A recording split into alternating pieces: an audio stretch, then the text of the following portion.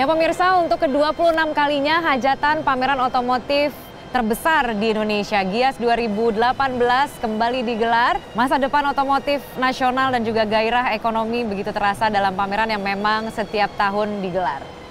Namun demikian, Kania, rencana pemerintah mewajibkan industri otomotif nasional menggunakan standar emisi berbahan bakar Euro 4 akan menimbulkan tantangan sendiri bagi industri.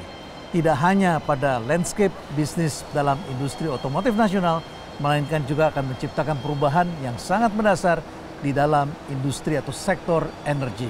CEO Forum untuk episode kali ini ingin mengajak Anda untuk mencari tahu bagaimana penerapan standar emisi Euro 4 yang akan mulai diberlakukan pada bulan September tahun ini. Pertanyaannya adalah, benarkah Indonesia sudah siap untuk menggunakan bahan bakar yang ramah lingkungan? Dan bagaimana industri otomotif menghadapi perubahan landscape dalam ekosistemnya? Menakar masa depan industri otomotif nasional, itulah yang akan kami angkat dalam CEO Forum untuk episode kali ini. Saya Kania Sutisnawinata. Dan saya Renald Kasali, langsung dari Gaikindo Indonesia International Auto Show 2018, AIS BSD Tangerang.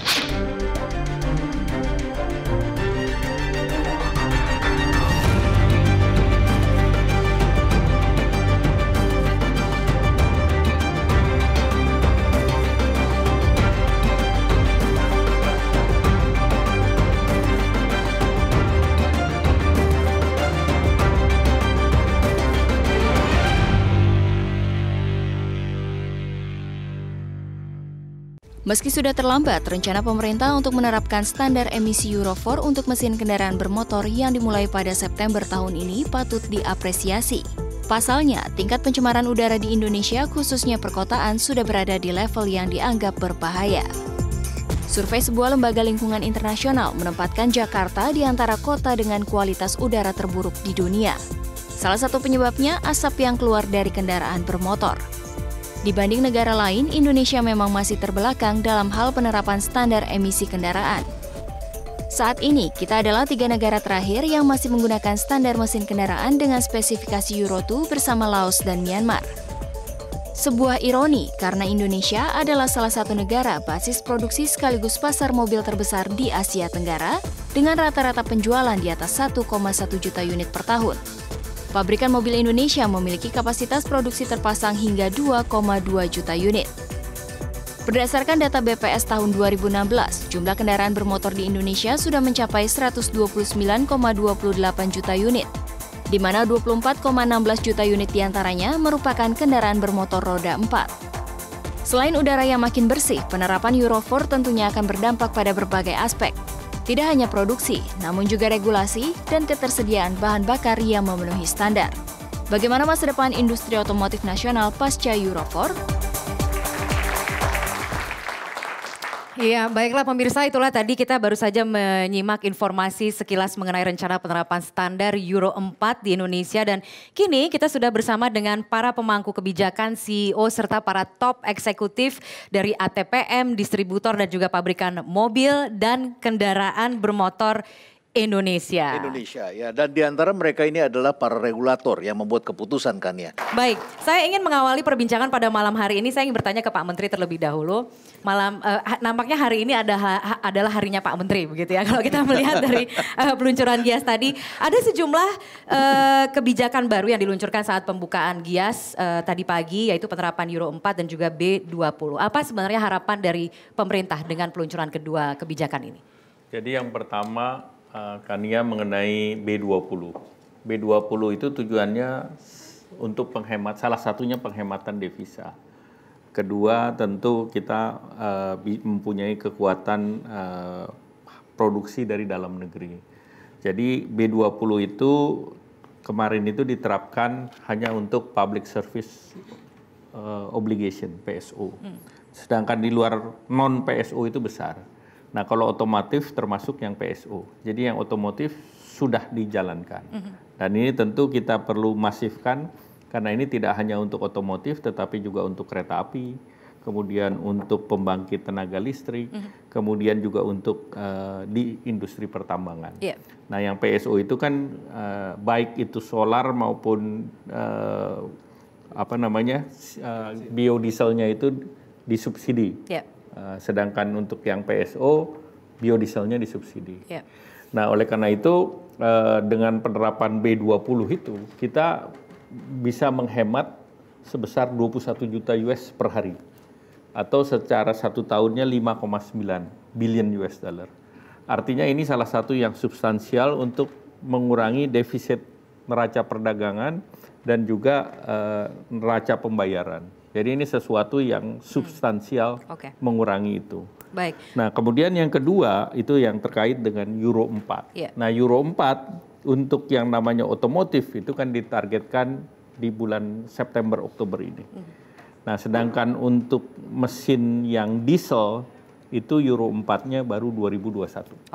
Tapi Euro 4 ini kan sebenarnya pelaksanaannya kalau tidak mau dibilang terlambat, tapi kan sebenarnya kita adalah 3 negara terakhir yang menerapkan kebijakan ini, paling tidak di kawasan Asia ini, Pak.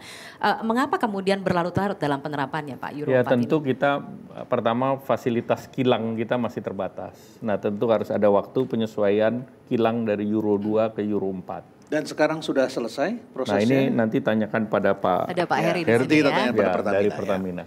Yang kedua, bagi industri otomotif memang Euro 4 lebih menguntungkan. Karena saat sekarang kalau domestik produksi mesinnya disetel atau untuk Euro 2, sedangkan kalau ekspor harus Euro 4. Sehingga tentu produktivitasnya dibandingkan hanya satu jenis mesin lebih efisien kalau satu jenis mesin. Apalagi arahan Pak Presiden kita juga harus ekspor. Sehingga dengan demikian Euro 4 itu akan menyamaratakan efisiensi dan meningkatkan produktivitas. Yang berikut tentu dari segi emisi. Euro 2 ini kan kadar sulfurnya sekitar 500 ppm. Sedangkan Euro 4 itu udah 50. Jadi sangat berbeda standar lingkungannya. Tadi disebutkan B20 bisa dimulai besok. Artinya itu memang jauh lebih mudah untuk diterapkan ketimbang yang Euro 4 tadi. Ya, karena Euro B20 kan tergantung availability daripada biofuel. Dan dari hasil yang ada sekarang itu availability-nya tuh ada. Karena kapasitas pabriknya ada. Dan Euro untuk B20 pencampuran itu bisa di dalam tank. Di dalam tangki yang jalan dicampur di sana. Nah, sedangkan kalau yang namanya Euro 4 itu kan masalahnya pengadaan. Pengadaan Pertamina kan 2. Satu menggunakan kilang dalam negeri. Yang kedua tentu import. Nah, itu tergantung dari Pertamina nanti. Tergantung dari Pertamina. Sebelum kita mengarahkan ke Pertamina, kita ke Pak Nangoy terlebih dahulu untuk mengomentari soal penerapan standar emisi Euro 4 ini pada bulan September berarti ya Pak. Tahun ini manufaktur di Indonesia harus segera menutup kegiatan produksi mobil bahan bakar bensin dengan standar Euro 2. Nah, kita ingin menanyakan soal kesiapannya. Jadi baik, selamat malam Kania. Bahwa kita telah bekerja keras untuk memenuhi peraturan ini. Sebetulnya dari industri otomotif kita sangat mengharapkan penerapan Euro 4 ini. Karena dengan penerapan Euro 4 itu adalah suatu keuntungan buat dunia otomotif itu sendiri. Jadi kalau kita ketahui bahwa tadi dikatakan bahwa Indonesia menjadi 3 negara terakhir yang masih menggunakan Euro 2. Berarti kalau kita membawa teknologi dari luar, dari negara asalnya, misalnya dari Jepang atau Korea ataupun dari Eropa maupun Amerika, itu mereka sudah advance di Euro 4 ke atas. Sehingga masuk ke Indonesia kita harus melakukan modifikasi yang cukup susah lagi untuk bisa turun. Jadi itu bukan mudah, malah susah gitu. Jadi dengan turun ini kita susah. Sekarang dengan yang namanya Indonesia menerapkan Euro 4, maka kita lebih mudah. Beberapa teman APM menanyakan, kita mau masukin mobil ini ke Indonesia, waduh standarnya nggak sama. Berarti mereka harus melakukan modifikasi cukup besar. Nah ini yang membuat kita juga berat. Kemudian yang kedua, bahwa kita kalau produksinya di Indonesia, kita punya 2 line. Satu, bikin mobil dengan standar Euro 2 untuk dipakai dalam negeri. Kemudian yang satunya lagi dipakai dengan standar Euro 4 untuk kita ekspor. Yang tadi dikatakan oleh Pak Menteri menjadi tidak efisien, karena itu harganya menjadi tidak begitu kompetitif. Jadi kami menyambut dengan positif walaupun kita harus kerja keras. Untuk peraturan yang sudah ada menyatakan bahwa Euro 4 kendaraan bensin berlaku mulai bulan Oktober tahun 2018 ini.